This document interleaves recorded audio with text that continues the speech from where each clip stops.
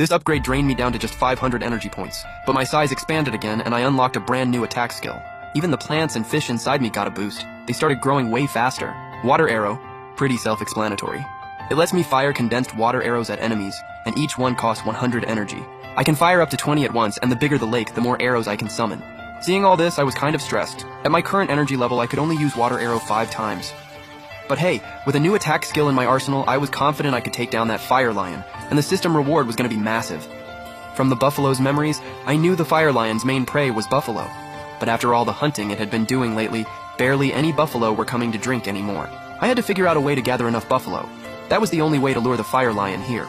The next evening, I used spring rain again. Only a wide-range rainfall like this could be tempting enough to bring the buffalo back to drink. Sure enough, right as night fell, a few buffalo cautiously made their way over.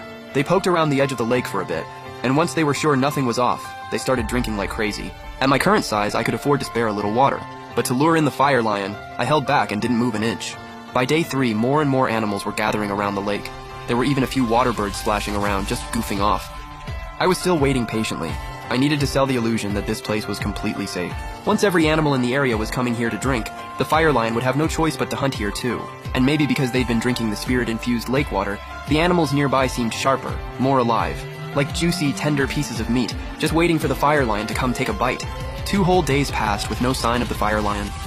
Watching those buffalo just casually bathing in the lake without a care in the world, I was honestly about to snap.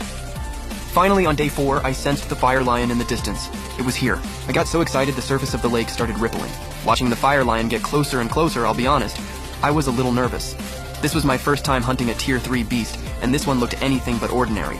Could I actually pull this off? Honestly, I wasn't so sure. When the fire lion was still about 500 meters out, the animals by the lake finally panicked and bolted. The buffalo that had been playing in the water were especially terrified, scrambling desperately to get ashore. Meanwhile, I was controlling the current at the bottom of the lake, quietly creating an undertow to stop one buffalo from getting out. In a flash, the fire lion reached the lake's edge and clamped its jaws around the buffalo's neck. Blood immediately spread across a huge stretch of the water. The buffalo barely struggled before it went limp. Just as the fire lion was about to let go of the carcass, I activated Waterbind. 3 water ropes shot out of the lake and came straight for it. The fire lion flinched. It was smart, though. It hurled the buffalo's body right at the ropes, but these ropes were controlled by my consciousness, insanely agile. They dodged the carcass and kept coiling toward the fire lion. The fire lion opened its massive jaws and launched a fireball, hitting one rope and vaporizing it instantly. But the other 2 ropes wrapped tight around its neck, and just like that, a tug of war began. This fire lion was no joke. It was holding its own against my entire lake, and the ring of fire around its neck was getting bigger and bigger. The water ropes coiled around it were about to be